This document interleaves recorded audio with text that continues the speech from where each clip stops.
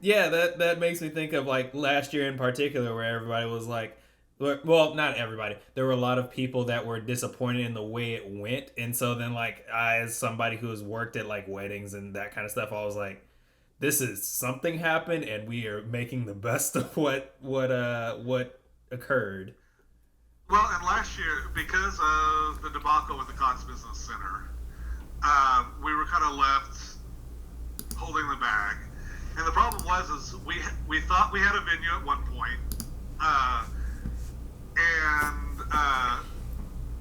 was signing the contracts, all this, and we thought we had the venue in confirmed in September. So September of 2018.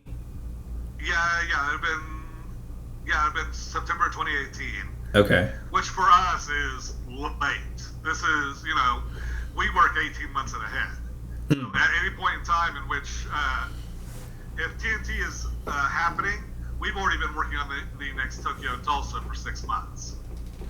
So we're always that far ahead. Right. Okay. So being 10 months to the convention at that point, we're freaking out because we're going, okay, we don't have a venue, we can't plan anything, we can't uh, work on any of the statistics, flow charts, nothing until we have a location. Well, I show up to the location that we had picked and all that, and we started talking to them, and we started talking about the dates, and we want to make sure that the hotel blocks, and they go, oh, what dates did you say? Oh. And apparently, they had agreed to host our convention at the same time as another convention. I don't understand how that gets double booked like that. Because I walked in and she goes, "Oh, it can't be that weekend." And I'm going, "That's the weekend we told you." Right. And she goes, "No, we're already booked for that weekend, expecting us just to move around and make it happen." I'm going, I already have vendor contracts, guest contracts, all these other things for this weekend. We can't. We can't move it. Yeah. Uh, so our, uh, so the entire venue just was nixed. And we'd already been talking to them for months, and it wasn't until that point at the first week of October that they told us, "Oh, those dates aren't available."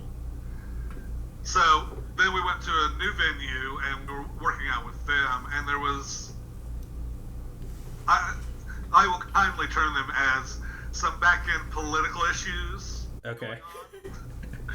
But that got drug out for another. I think we finally had to sit down with the city of Broken Arrow end of January. Okay. So like 6 months left till con time. Okay. Right. And we were just now starting to talk to the city of Broken Arrow in January, going, please tell us we have a way to work this out so we can host our event. So yeah, no, this was, I will honestly say, in my life as an event planner, 2018, 2019 was probably the most stressful year I've ever had in my entire life. Because the entire debacle with the old Hobby Lobby, we did not secure that space literally until 6 days before the Tokyo and Tulsa, because every Wow. place that we were looking for, yeah.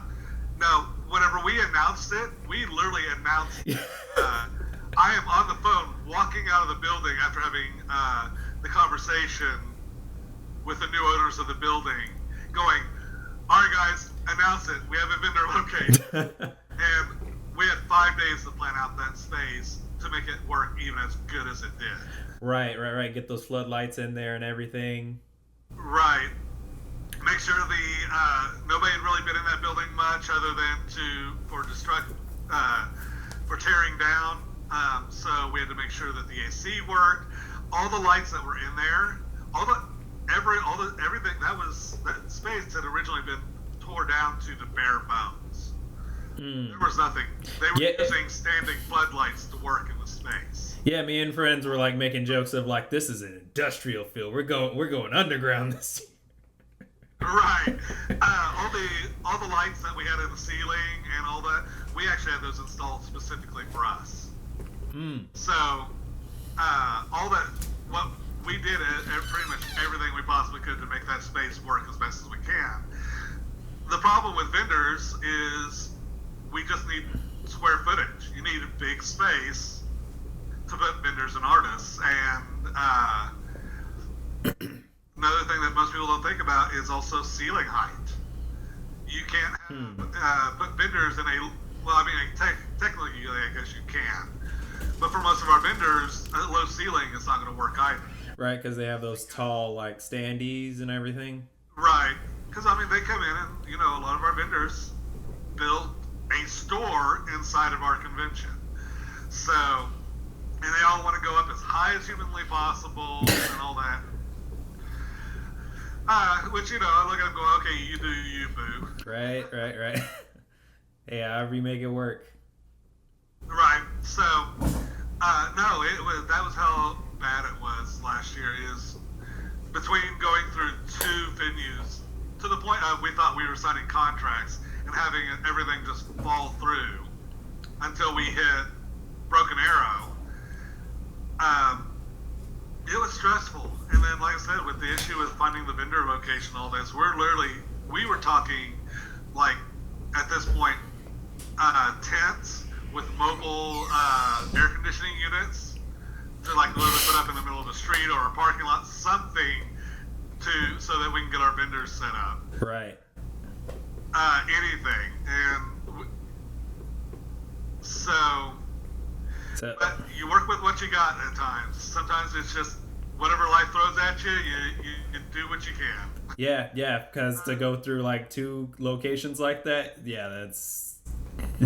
Right. I mean, signing the contract for Stony Creek and all that in February, this is literally, we're looking at this and we're in full speed ahead trying to get the spaces to work like we need them to work, make sure that we have all the panel spaces, you know, gaming.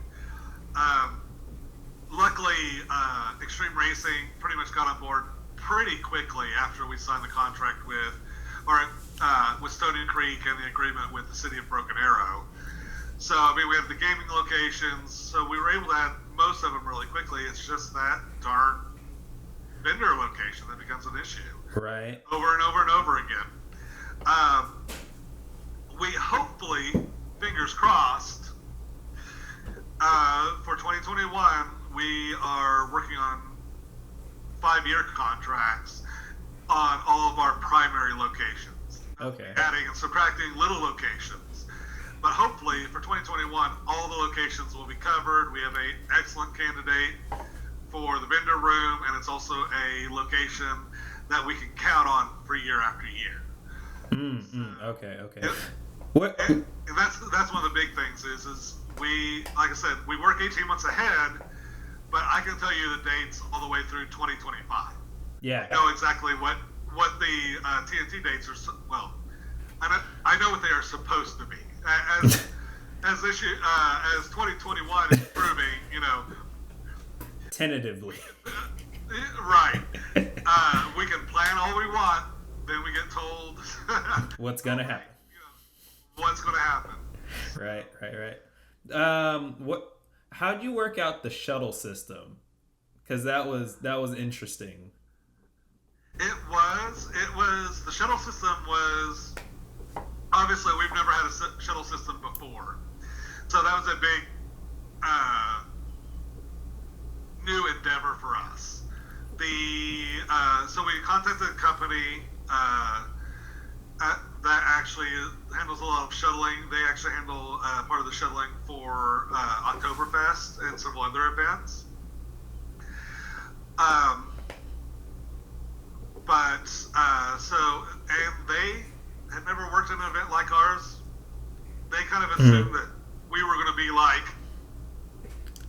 the other events that they had worked in the past, and then then they showed up and realized, oh, this is nothing like these other events. Right. In other events, you're not dealing with somebody's costume who They have a scythe and like a furry costume and all that stuff. Yeah. Right. Or, okay, when you get on a bus, a person takes up one spot on the bus. Well, one of our attendees comes on because their cosplay has 6-foot wings. They're taking up an entire run. Right. So, which is the problem with the first day, where whenever they brought in the small buses, and we tried to tell them it wasn't going to work, and they go, "Oh no, it'll be fine. It'll be fine." It's about halfway through that day when they finally admitted, "Oh no, this is not going to be fine." Yeah. Yeah, we're going to need some full-size stuff. Yeah, and that's the reason why they brought in the full-size buses from Jinx on Saturday morning, which fixed that problem. There were a lot of problems in the system. I mean, it's the first year for us ever doing that, so we didn't know what to plan for or what the problems were going to be. We always think that we planned well enough. Yeah. And then, of course, life typically proves you wrong. It's just what life does really well. Yeah. I mean, I spent so much time because we had two of the buses had our special needs, like the lifts and all that on them. And for some reason, they couldn't seem to be at the right place at the right time. And then whenever they did show up, they were not very good about ensuring that the attendees that needed them got on the bus first, then allowed the other attendees on. Which, that's fine. I mean, we've got that corrected now. We're actually going to have the accessibilities buses are actually going to be not going to be part of the circuit next year. If somebody needs it, they just literally wave somebody down and go, "Hey, I need a bus," and then we will send that particular bus from home base to pick up those people. So it's going to be completely separate from the other buses that are going to be part of the circuit. Okay, that's cool. That's cool then. So, and we are doing full-size buses. The wonderful people there, they did the absolute best they can. They were really good about changing plans on the spot. Anytime an issue came up, they tried to address it as fast as they possibly can. So the problem is just a moment. Sure. The problem is nothing's ever instantaneous, and everybody believes it should be. Right. Yeah. It's takes time to pivot into whatever challenge you got. Yeah. So we actually this year there should we are happy with by Sunday. Well, and actually, honestly, by Saturday afternoon, we had the system ironed out pretty well. I mean, nobody was really standing in line waiting for a shuttle anymore for more than 5 or 10 minutes. I think the worst one Saturday afternoon was 15 minutes to wait for the shuttle to come back around. And that was because there was a backup at the Hobby Lobby. Okay. But we got the system smoothed out pretty well. The accessibilities issue never quite worked its way out until we didn't actually work out the logistics of that until pretty much a few days afterwards. So we did figure it out. It got better. It just did not get as good as we wanted it to be. Right. Yeah. That was a point of contention, I remember. Right. And we were trying. We were trying as hard as we could. And finally, the only way that we were able to really kind of get at least something that was acceptable to us is we had to place somebody on that bus to pretty much stop everybody until those that needed to get on first. Because the issue is with the accessibility bus is the average person, if they have to, they can wait for the next bus. Somebody who's in a wheelchair or needs aid getting up onto the bus and all that, they don't necessarily have that option. We only had the one bus that actually had that capability with the wheelchair lift and the extra wide doors and the extra handrails and all that. Right. So we are like I said, we found that the best option at this point is going to be completely remove that bus out of the circuit. It's not going to be traveling. It is going to be an on-call service only. And then we'll have between 3 and 5 full-size buses that will be running the circuit the entire time. Okay. So with 10 locations, how's that like? Yeah, how does that change and everything from like the last year it was held? Luckily, we are staying in the same zones. So each areas, we might have, I don't know what the final count on locations is going to be, but I mean, it can be anywhere from 7 to 10 locations. But because of the way we're arranging everything, they're in clusters. So one stop may cover 2 to 4 locations. Okay. So the buildings will be in like the same parking lot or something to that effect. Right. Same parking lot on the same street within a short distance from each other. I mean, obviously because it is July and There's the Oklahoma heat. Oklahoma heat in July is notorious. Although, what was it, 3 years ago during TNT, I don't think it got above like 80. It was 2 or 3 years ago. So, which never happens, of course, but we've also had the exact opposite where we've actually had temperatures of 110, 115. But for obvious reasons, we don't want people having to walk more than, let's say, a block in any direction to get to a location. Not unless they really want to. But our ultimate goal is while our move to Broken Arrow was kind of we need to make this work sort of scenario, it is producing us with a lot of opportunities to make something unique. Rather than a convention center con, we kind of imagine this eventually being a convention that just involves the entire town. Your convention space is city limits. Right. Like kind of a Mardi Gras kind of thing, maybe.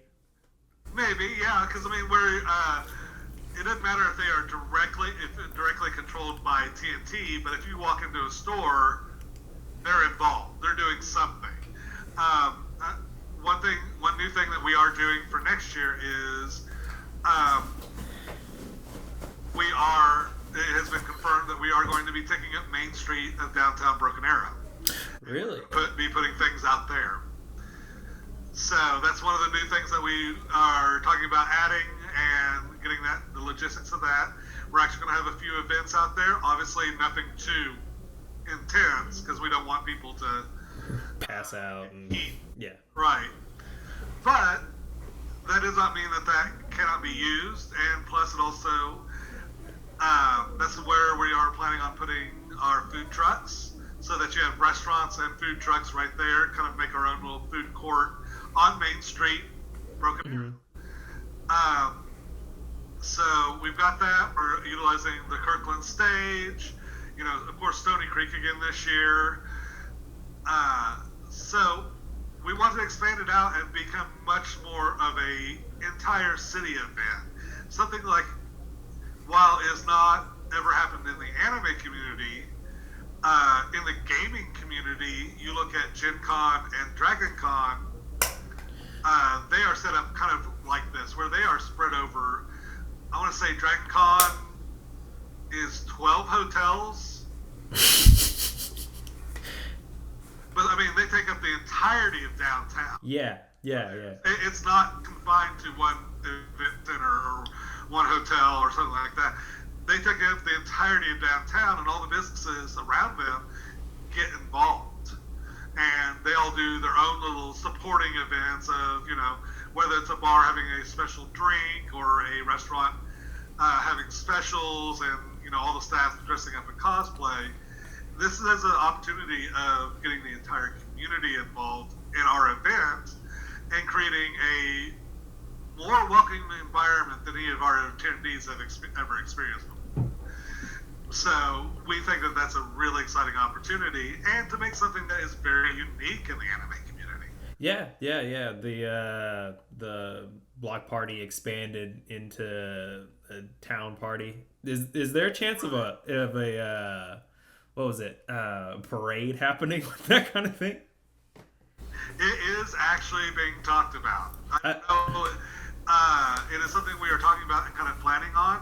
I'm not going to tell you it's going to happen next year, but it is something that is definitely being discussed. I mean, you've seen at conventions a cosplay parade, which is just usually, through the halls or outside the building or something like that. yeah. What if we could do a cosplay parade that is a full parade? It's not just the cosplayers lining up, it's cosplayers, it's the vendors, it's the local businesses, it's, and everybody doing a parade all together on, during that weekend. Yeah, get the sports cars with the anime girls slapped on there, like get involved and all that kind of thing would be really cool. Right. No, there's a whole lot we can actually do with this, and a lot of different directions. It's actually given us, I will not lie, up until 2018, we were getting kind of, at that point, 2018, it was our 12th year, 12th or 13th year, and we had become quite complacent about the planning of TNT, because it was a lot of what we were doing was very much plug and play. Right. A panel is a panel is a panel. We had actually done our events on the exact same stage for 10 years. So, we had become very, very complacent in our planning, very comfortable, and we weren't doing a lot of new stuff. That's one good thing about the move to Broken Arrows. It's actually forcing us to rethink every part of our convention. Yeah, constrictions breed creativity kind of thing. Right, and it's also a case of forcing us to rethink. Well, just because it's been done this way for this long, does that mean that's the right way to do it, or is that the right way for us to do it? Okay, yeah. So, because you look at things like, okay, the way fan panels are run. Fan panels are run pretty much the same way across the board, no matter what convention you go to. Is there a way that we can actually change it up, make it something different, make it more interesting, give our fans that are hosting the panels more tools? Is there a way to handle concerts differently, or just looking at every little detail and seeing, is there a different way we can handle this that fits better in our new venue space, but also actually better supports the presenters, the community, the attendees, the staff even, or the vendors. So it's forcing us to question every little thing. Yeah. That's a good thing.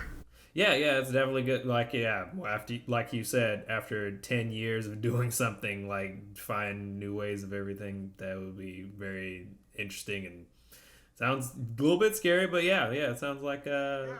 Well, at the very beginning of Tokyo and Tulsa, one of the things that I was very proud of is there was a lot of staples in the anime that have become staples in the anime community today that we helped create at Tokyo and Tulsa, because we were, within our first 3-4 years, we were innovating, new events, new ways of doing things and all that, but we fell out of that, and we're very, like I said, we were just kind of plug and playing the event and got complacent.